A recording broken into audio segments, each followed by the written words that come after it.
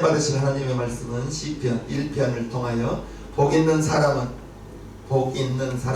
이라는 제목으로 하나님의 말씀을 전할 때 저와 여러분 모두가 올 한 해 동안에 하나님께서 주시는 신령한 복, 또한 이 땅에서 우리가 살아가는 데 반드시 필요한 기름진 복 다 받아 누리는 저와 여러분들 되기를 축복합니다. 아멘. 하나님께서 우리에게 선물로 주신 2025년 새해 첫 주일 예배를 이렇게 하나님께 드립니다. 우리를 향한 하나님의 뜻은 저와 여러분 모두가 하나님의 뜻대로 하나님의 영광을 위하여 살아갈 때 주님의 은혜 가운데 먼저는 영혼이 잘 되고 범사가 잘 되고 강건하게 되는 축복이 임하는 것을 우리는 알아야 될 것입니다. 우리가 하나님의 뜻대로 살아가면 복 있는 사람으로 살 수가 있는 것이에요. 복 있는 사람이 되어서 저와 여러분들이 계신 곳에서 가정, 여러분들이 계신 직장, 여러분들이 속해 있는 단체, 그 어디에서든지 선한 영향력을 끼치고 하나님의 영광을 나타내는 삶이 우리 모두가 되기를 원합니다. 성경 전체가 이제 가장 긴 책이 시편입니다. 시편은 150편까지 있죠. 시편은 150편까지 있고 그 중에 시편 1편은 복 있는 사람과 악인, 복 있는 사람과 의인, 그런 삶에 대해서 말하고 있는 것입니다. 그런데 복 있는 사람은 이제 하지 말아야 되는 것이 우리 주님께서 말씀하고 있는 세 가지를 하지 말라고 합니다. 1절을 한번 보겠어요. 복 있는 사람은 악인의 길을 좇지 아니하며 죄인의 길에 서지 아니하며 오만한 자의 자리에 앉지 아니하고, 이렇게 복 있는 사람이 하나님께서 말씀하실 때 악인의 길을 좇지 말아라, 죄인의 길에 서지 말아라, 오만한 자의 자리에 앉지 말라, 이렇게 하나님께서 말씀하시고 계십니다. 첫 번째, 악인의 길을 따르지 말라는 거예요. 악인은 도덕적으로 해이해진 사람입니다. 악인의 생각을 따라가면 안 됩니다. 악한 사람이 있습니다. 선한 사람도 있죠. 생각이 그 사람을 지배합니다. 생각이 악하면 그 사람은 악한 행동을 할 수밖에 없는 것입니다. 말을 해도 악한 말을 하는 거예요. 우리가 악한 생각을 하면 악한 사람이 될 수밖에 없는 거예요.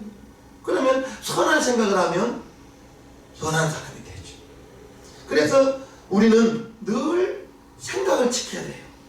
내 마음에서 나오는 생각, 여러분들의 마음에서 나오는 생각이 이제 남을 이롭게 하고 다른 사람을 선하게 하는 그런 선한 생각만 해야 되는데, 우리 마음에 나오는 그 생각을 우리가 지키면 안 된다는 거예요.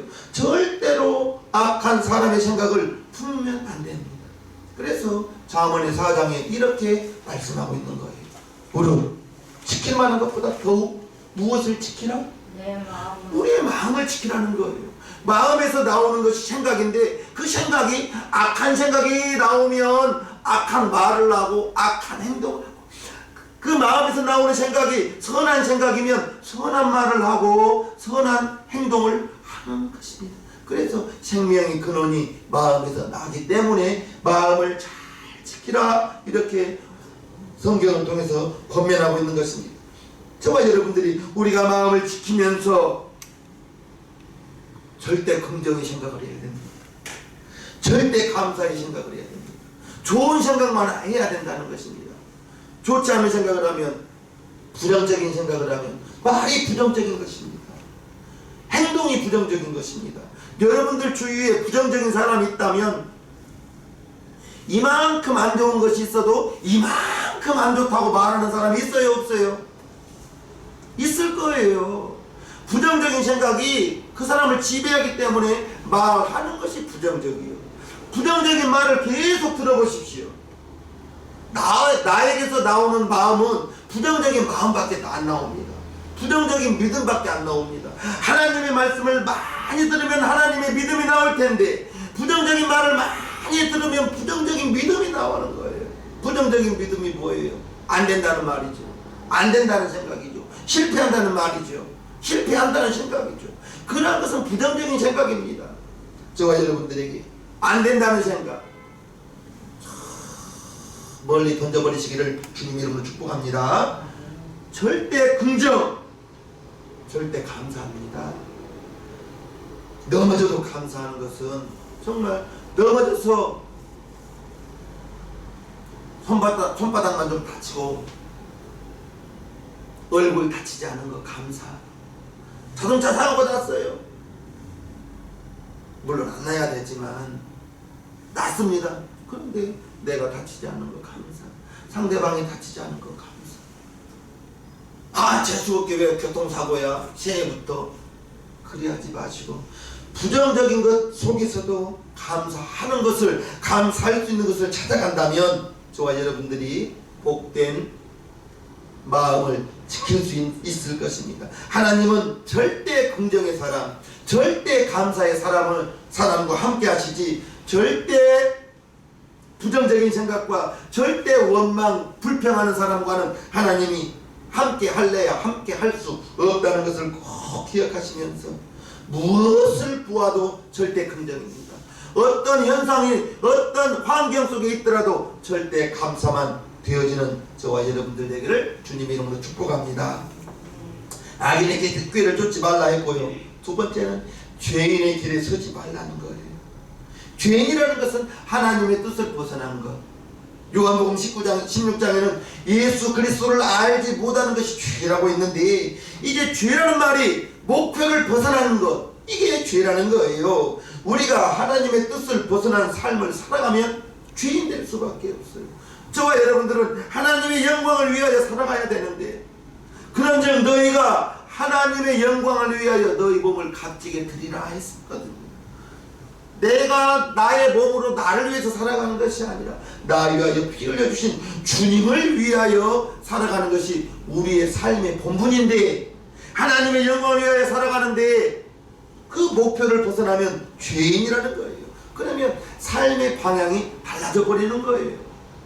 내가 주인 되는 것이 아니고 내 안에 예수님 성령님으로 와 계신 하나님의 주인 되어 살아가는 저와 여러분들 되기를 바랍니다.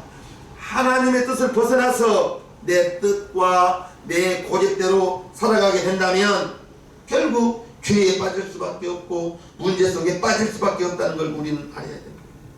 우리의 삶의 목표가 예수님께로 맞추어. 히브리서 12장 2절에 보면요, 믿음의 주요 온전케 하시는 이인 예수를 바라보자. 예수를 바라보고 예수를 생각하고 오늘 하루를 살아간다면 그는 분명히 주님 말씀을 생각하면서 주님을 기쁘시게 하는 그러한 삶을 살 수가 있을 거예요. 예수님께 삶의 초점을 맞추라 라고 히브리서 12장 2절에 말하고 있습니다. 주님을 바라봐야 되는 거예요. 바라보면 생각이 들어오죠. 무엇을 바라보냐에 따라서 그 바라봄의 대상에 생각이 들어와요. 하와가 동산에서 선악과를 바라봤을 때 어떤 믿음이 들어왔어요? 뱀이 말했거든요. 선악과를 먹으면 너의 눈이 밝아지고 선악을 알게 되고 하나님처럼 된다. 그리고 나서 선악과를 바라보니까 하나님 될 만한 믿음이 생기는 거예요. 마귀는 거짓말의 앞잡이라고 했습니다. 선악과를 바라보니까 하나님이 될 것 같은 믿음이 솟아나서 선악과를 따먹고 남편에게도 주니까 남편도 따먹고 같이 죄를 짓고 있는 것입니다. 여러분들이 무엇을 바라보느냐, 내 안에 여러분 안에 와 계신 주님을 바라보기를 주님의 이름으로 축복합니다. 삶의 초점을 주님께 맞추는 거예요. 또한 문제를 바라보고 내 삶 속에서, 여러분 삶 속에서 고통스러운 그러한 환경을 바라보면, 과거의 모습을 바라보면 문제에 빠져버릴 수밖에 없는 것입니다.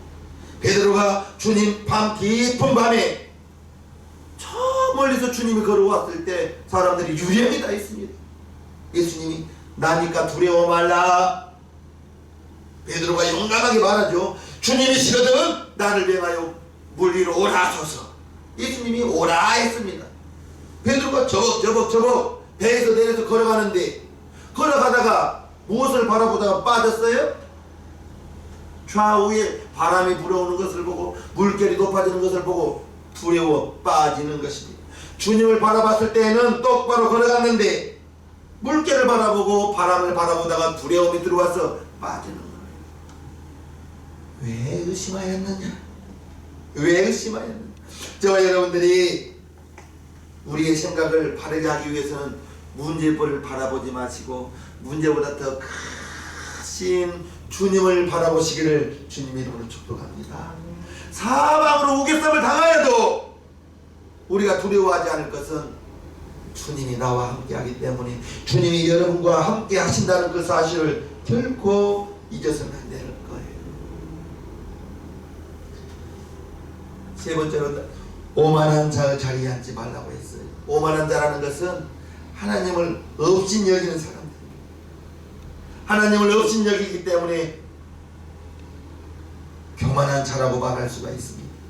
오만하고 교만하고 거만한 사람, 잠언에서 그러한 사람을 이렇게 경계하고 있습니다. 잠언 1장 22절 너희 어리석은 자들은 어리석음을 좋아하며 거만한 자들은 거만을 기뻐하며 미련한 자들은 지식을 미워하니 어느 때까지 하겠느냐.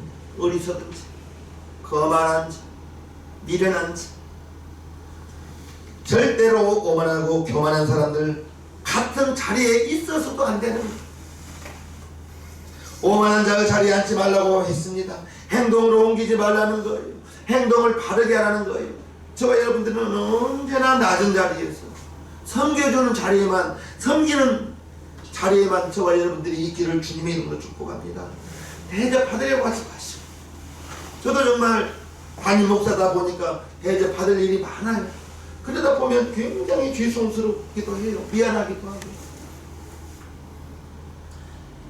대접받아야 될 분은 오직 하나님 한 분밖에는 없다는 것을 기억하시면서 악한 자들, 교만한 자들, 오만한 자들, 그런 사람들과는 절대 어울려서는 안 되는 거예요. 하나님의 사람들은 언제나 생각이 바르고 생각이 겸손하고 삶의 방향이 주님께로 맞춰져 있는, 세상 바라보면 세상의 믿음밖에 안 들어온다니까요. 문제 바라보면 원망밖에 안 나온다니까요. 어려움을 바라보면 원망밖에 안 나온다고요. 문제보다 더 크신 고린도전서 2장 9절에 하나님의 사랑하는 자들을 위하여 예비하신 좋은 것들이라고 했는데 그것은 눈으로 보지 못하고 귀로도 듣지 못하고 손으로도 잡을 수 없고 분명히 하나님께서 예비했다는 것을 알기 때문에 저와 여러분들은 생각이 언제나 긍정적인 생각, 절대 감사의 생활 되시기를 주님의 이름으로 축복합니다. 우리가 복된 인생을 살기 위해서는 악인의 길을 쫓지 않고요, 죄인의 길에 서지 않고요, 오만한 자의 자리에 앉지 않고 하나님께서 언제나 함께 하시기를, 내 마음속에서 언제나 감사요, 내 마음속에서 언제나 절대 긍정, 할 수 있다, 할 수 있다 라는 그 생각을 가지고 오늘 하루를 살아가는 저와 여러분들 되기를 주님의 이름으로 축복합니다. 나아가서 이제 세 가지, 악인의 길을 쫓지 말고 죄인의 길에 서지 말고 오만한 자의 자리에 앉지 말라, 세 가지를 우리 하나님께서 말씀하셨는데, 복 있는 사람이 해야 될 것, 복 있는 사람이 실천해야 될 것 2절입니다. 오직 여호와의 율법을 즐거워하여 그 율법을 주야로 묵상하는 자. 하나님의 말씀을 즐거워하라는 것입니다. 하나님의 말씀을 즐거워하라. 여러분에게 말씀이 습관되길 바래요. 성경 읽는 것 100% 습관입니다. 기도도 100% 습관입니다. 여러분들이 하나님의 말씀을 즐거워해야 되고요, 말씀이 내 삶에, 여러분 삶의 기쁨이 되고, 처음에는 억지로라도 읽으십시오. 억지로라도 읽으십시오. 담임 목사 여러분들에게 간곡히 부탁합니다. 억지로라도 읽으십시오. 하루에 15분이면 15분, 20분이면 성경 66권 일독을 하는데 그것을 못하고 있는 것이 얼마나 안타깝냐고요. 성경 신구약을 3시간 75시간이면 읽는데 그걸 못 읽어요. 우리 시생명교회 성도님들은 말씀이 기쁨 되기를 주님의 이름으로 축복합니다. 시편 112편을 보면요, 할렐루야 여호와를 경외하며 그 계명을 크게 즐거워하는 자는 복이 있도다. 그 후손이 땅에서 강성하니 정직자의 후대가 복이 있으리. 여러분들이 하나님의 말씀을 즐거워하면 여러분들의 후손이 잘 된다는 것입니다. 여러분들이 하나님의 말씀을 즐거워하면 여러분들의 후손이 땅에서 강성하다는 거예요. 믿음은 분명한 것은 부모의 믿음이 자녀에게 선한 영향력을 끼친다는 것을 꼭 기억하시길 바랍니다. 말씀이 여러분들에게 기쁨이 되어야 되는 거예요. 그래서 처음에는 억지로라도 읽어야 되는 거예요. 습관 들이기 위해서는 억지로라도 읽으시기를 주님의 이름으로 간곡히 부탁합니다. 말씀을 읽을 때 그 말씀을 읽는 시간은 성경이 하나님의 말씀이기 때문에 여러분들이 말씀을 읽을 때 하나님과 함께하는 것입니다. 함께하는 시간이에요. 하나님과 함께하는 시간이에요.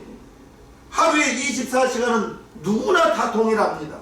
그러나 그 24시간을 어떻게 사용하느냐는 그 사람의 습관에 따라서 사용하는 방법은 매우 다르겠죠.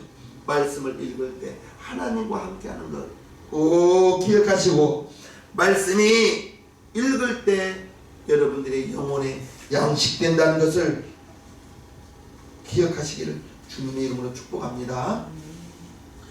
이 세상에 살아가는 데 있어서 모든 것에 지나치면 문제가 됩니다. 밥을 너무 많이 먹으면, 과식하면 배탈나죠. 배탈납니다. 너무 굶으면 거기 져서 쓰러지죠.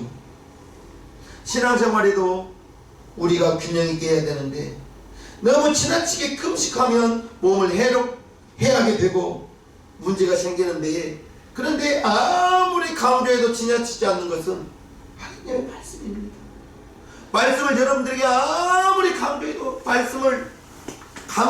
해가 되지 않는 거예요. 우리에게 지나침이 없고 하나님의 말씀을 많이 읽으면 하나님과 함께하는 시간이 많기 때문에 내 마음에 왠지 모를 든든함이 있는 것입니다. 은혜가 되는 거예요. 기본적으로 우리가 말씀을 읽어야 되는 거예요. 읽으시기를 주님의 이름으로 기탁합니다. 읽어야 되는 거예요. 그리고 그 하나님의 말씀을 날마다 하나님의 말씀과 함께하는 삶을 우리가 살아가야 되는데, 시편 119편을 보면요, 내가 주의 법을 어찌 그리 사랑하는지요, 내가 그것을 종일 묵상하나이다. 주의 계명이 항상 나와 함께하므로 그것이 나로 원수보다 지혜롭게 하나이다. 하나님의 말씀을 읽을 때 원수보다 더 지혜롭게 해주신다. 늘 말씀을 읽으면서 그 말씀이 여러분들의 기도의 제목되고 말씀을 따라가는 저와 여러분들 되기를 주님의 이름으로 축복합니다. 우리 용산시장님교 성도님들은 기본적으로 하루에 성경 3장씩을 읽으세요. 3장 읽는 시간은 15분이면 됩니다. 긴 성경 나오면 20분이면 됩니다. 15분, 20분 읽으시면 안 해요. 습관이라니까요. 정말 습관이에요. 저 청년 때 교사였죠. 주일학교 우선생. 성경 몇 독했어? 한 번도 못 읽었는데 사람은 창피한 줄 알아. 구원의 확신을 가지고 신앙생활 한 만큼 읽으라는 거예요. 여러분들에게 있어서 말씀이 읽어두면 여러분들에게 힘이 되는 것입니다. 말씀을 읽어두면 여러분들에게 능력이 되는 것입니다. 은혜가 다른 거 아닙니다. 하나님의 말씀을 읽을 때 나를 위로해주고 나를 격려해준다는 걸 꼭 기억하시고, 자나 깨나 말씀을 가까이 하라. 20분이면, 하루에 20분이면 성경 1독을 하는데 2독, 3독 하면 좋죠. 한 번 써보면 더 좋죠. 말씀을 가까이 하는 저와 여러분들 되을 때 하나님의 은혜가 임할 거예요. 말씀이 여러분들에게 능력이 될 거예요. 성경 66권입니다. 2025년 시작하는 첫 주일입니다. 25년도에는 내가 1독 하리라, 2독을 하리라, 많이 읽으리라. 이 시간 여러분들이 꼭 작정하시고요.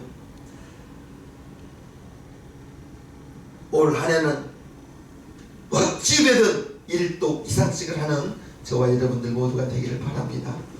복 있는 사람에게 하나님께서 주시는 복이 3절입니다. 3절. 저는 복 있는 사람입니다. 복 있는 사람은 시냇가에 심은 나무가 시절을 쫓아 과실을 맺으며 그 잎사귀가 마르지 아니함 같으니 그 행사가 다 형통하리로다.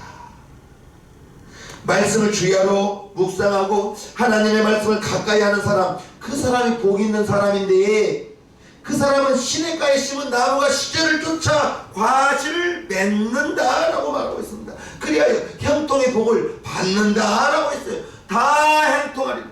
그의 행사가 다 형통하는데 누가? 복 있는 사람. 악인의 길을 쫓지 아니하며 죄인의 길에 서지 아니하며 오만한 자리에 앉지 아니하고, 이제 하나님의 말씀을 가까이 하는 그 사람이 복이 있는데, 그의 복 있는 사람은 그 행사가 다 형통하리로다 했습니다. 시냇가에 심어진 나무가 뿌리가 이제 강줄기에 닿아서 가뭄이 와도 잎이 시들지 않고 마르지 않고 때를 따라 열매를 맺게 되는 나무, 시냇가에 심어진 나무, 그 사람은 복 있는 사람이요, 하나님이 함께한 사람이요. 똑같은 말씀이 예레미야 17장에도 있는데요. 그러나 무릇 여호와를 의지하며 여호와를 의뢰하는 그 사람은 복을 받을 것이라. 그는 물가에 심기운 나무가 그 뿌리를 강변에 뻗치고 더위가 올지라도 두려워 아니하며 그 잎이 청청하며 가무는 해에도 걱정이 없고 결실이 그치지 아니함 같으리라. 시냇가에 심어진 나무는 그와 같다는 것입니다. 이제 저와 여러분들이 형통의 복을 받기 위해서는, 이제 잘되기 위해서는 하나님께서 도와주셔야만 되는 것입니다. 나는 물론 노력을 해야 돼요.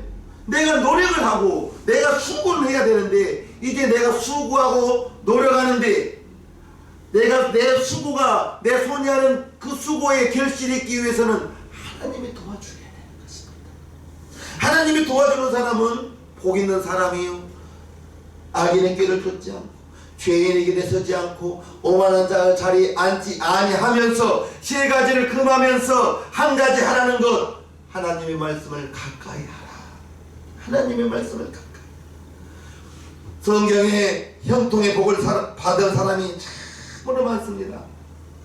참으로 많이 있는데, 그 중에 하나가 요셉이 형통의 복을 받은 사람입니다. 야곱의 11번째 아들입니다. 야곱의 11번째 아들로 나이 많아 낳은 요셉을 다른 그 어떤 형제들보다 아버지의 사랑을 받았어요. 아버지가 편애했어요. 그러다 보니까 형들이 시기하고 미워했던 것입니다. 아버지 심부름 온 요셉을 애굽에 팔아버린 거예요. 그리고 요셉이 애굽의 보디발 장군의 집으로 종으로 팔려갔습니다. 그런데 요셉이 하나님이 언제나 요셉과 함께 하신 거예요. 창세기 39장을 한번 볼까요? 2절과 3절. 여호와께서 요셉과 함께 하심으로 그가 형통한 자가 되어 그 주인 애굽 사람의 집에 있으니, 그 주인이 여호와께서 그와 함께 하심을, 요셉과 함께 하심을 보며 또 여호와께서 그의 범사에, 요셉의 범사에 형통케 하심을 보았다. 하나님이 함께 하시니까 애굽의 종으로 팔려가도 요셉이 형통한 자가 되고 요셉이 형통한 자가 되니까 그 집이 형통한 집이 복받는 집이 되더라는 거예요. 하나님이 함께 하시니까, 하나님이 함께 하시니 보디발 장군 집에서 가정 총무가 되었습니다. 준수했다고 나와요. 요셉이 준수했어요. 이 장군의 부인이 자꾸 눈치다는 거예요, 요셉을. 그런데 성경을 보니 요셉이 그와 함께 있는 자리에도 가지 않았다고 해요. 그 자리를 피했다고 해요. 그래서 이 부인이 모함을 했죠. 억울하게 감옥에 들어갔습니다. 그러나 요셉은 단 한 번도 자기의 억울함을 변명하지 않아요. 그냥 감옥에 들어갔습니다. 그런데 감옥에 들어갔는데도 형통한 자가 되는 거예요. 23절을 봅니다. 전옥은 간수장입니다. 그의 손에 맡긴 것을, 요셉의 손에 맡긴 것을 무엇이든지 돌아보지 아니하였으니 이는 여호와께서 요셉과 함께 하심이라. 여호와께서 그의 요셉의 범사에 형통케 하셨다. 하나님이 함께 하시니까, 애굽에 내려가도 함께 하시니까 그 가정 주인의 복을 받고, 억울한 누명을 쓰고 감옥에 들어가 있는데도 그 감옥에서도 형통한 자가 되었다고 말하고 있는 거예요. 중요한 것은 노예로 팔려가도 요셉과 함께 하시고, 감옥에 들어가도 요셉과 함께 하시고. 왜요? 하나님이 함께 하시니까. 하나님이 함께 하시니까 나중에는 애굽의 총리가 되었습니다. 주인보다 더 높은 자가 되었던 거예요. 놀라지 마세요.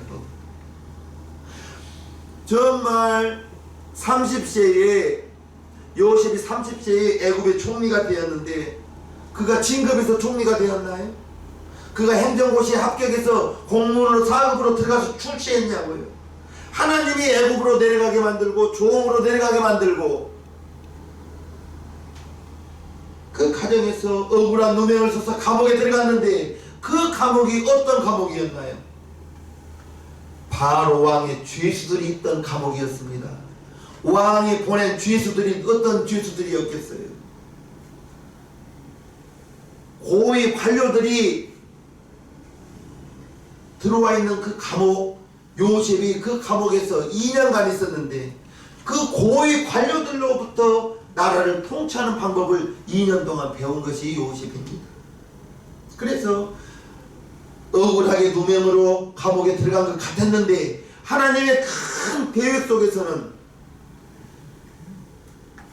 보디발 장군의 집사였던 그 사람을 어떻게 애굽의 총리로 세우겠어요? 그 2년 동안 그 보디발 장군의 감옥에서 2년 동안 나라에 경영하는 것을 배우는 것입니다. 성경엔 그렇게 나와 있지 않지만 우리가 그렇게 유추해 볼 수가 있는 것입니다.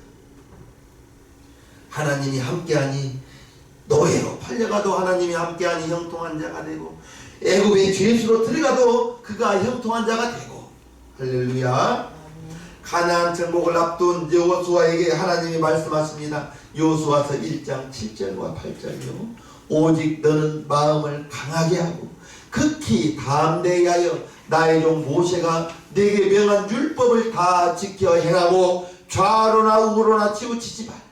그리하면 어디로 가든지 형통하리니 이 율법책을 네 입에서 떠나지 말게 하며 주야로 그것을 묵상하여 그 가운데 기록한 대로 다 지켜 행하라. 그리하면 네 길이 평탄하게 될 것이라. 따라합시다. 네가 형통하리라. 내가 형통하리라. 여러분들이 형통하는 것, 목사가 간절히 바라는 것이죠. 여러분들에게 하나님이 여러분들께서 하는 일이 범사가 잘 되고 형통하는 것, 정말 그 누구보다도 바라는 것이 담임 목사의 마음 아니겠어요? 여러분들이 잘 되고 형통하기 위해서는 하나님을 가까이 하고 하나님의 말씀을 즐거워하고 하나님의 말씀대로 살아가면 하나님의 말씀이 되고, 이제 그 사람은 궁극적으로 형통의 삶을 살게 되는데, 복받는 인생이 되는데, 시편 1편 6절 보면요, 대저 의인의 길은 여호와께서 인정하시나 악인의 길은 망하리로다 했습니다. 예수 믿는 사람, 저와 여러분들은 하나님이 인정해 주어야 됩니다. 하나님께 인정받고 형통의 삶을 살게 해주시는데, 악한 자, 악인의 길을 가는 사람, 생각이 악하고 언어가 악하고 행동이 악한 사람은 그 길은 망한다고 했습니다. 우리가 예수님 안에서 복받는 인생을 살기 위해서는 악인의 길을 쫓지 말라 했어요. 죄인의 길에 서지 말라 했어요. 오만한 자의 자리에 앉지 말라, 세 가지를 우리 하나님께서 금하셨습니다. 그리고 한 가지 하라 한 것은, 이제 하나님의 말씀을 가까이 하라. 하나님의 말씀을 가까이 하고, 하나님이 기뻐하시는, 여러분들이 24시간 중에 하나님의 말씀을 지금은 담임 목사가 말할 때 억지로라도 20분씩 읽으시길 바랍니다. 억지로라도 읽으시기를 바랍니다. 여러분들에게 습관되기를 주님의 이름으로 축복합니다. 여러분들에게 이제 억지로라도 하나님의 말씀을 가까이 하여 영혼이 잘 되고 범사가 잘 되고 강건하게 되고 샘을 얻되 풍성한 은혜가 여러분 모두에게 충분히 임하기를, 충만히 임하기를, 그래야 2025년 한 해 동안 정말 여러분들에게 얼굴이 웃음꽃이 활짝 피는 저와 여러분들 모두가 되기를 바랍니다. 인생을 두 번 사는 것도 아닙니다. 한 번뿐인 인생 살아가는데 하나님께서 이제 저와 여러분들에게 말씀하신 것이 있죠. 하나님의 말씀을 가까이 하고 하나님께 인정받고 말씀대로 살아감으로 복받는 인생 살아가는 여러분 모두가 되기를 주님의 이름으로 축복합니다. 한 분도 빠짐없이 다 복받는 인생 살아가십시오. 우리가 하나님의 뜻은 우리가 주님 안에서 평안이요 축복이요 은혜의 삶을 사는 것이 하나님의 뜻입니다. 지금까지 어떤 사람은 삶을 살아왔다 할지라도 올해부터 지금부터 변화된 모습으로 영혼이 잘된 같이 범사가 잘되고 강건한 축복을 받으며 여러분 자손 모두가 이제 주님 안에서 하나님을 기뻐하는, 하나님이 기뻐하는 여러분 인생이요 여러분 가정, 그러한 삶을 살아가는 여러분 모두가 되기를 주님의 이름으로 축복합니다.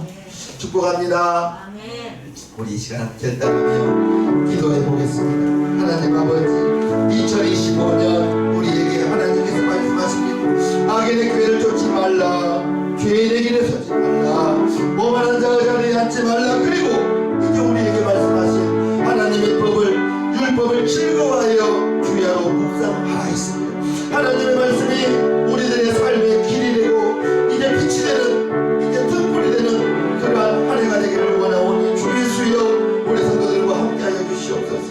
영혼이 잘되고 범사가 잘되고 강건한 복을 받되 풍성히 누리는 2025 한 해가 되기를 원하오니 주여 도와주시옵소서. 감사드리며 우리를 귀하게 선구하시는 주님 이름으로 축복하며 기도하옵나이다. 아멘. 모두 자리에서 일어서 주시기 바랍니다. 찬송가 545장을 하나님께 올려드리겠습니다.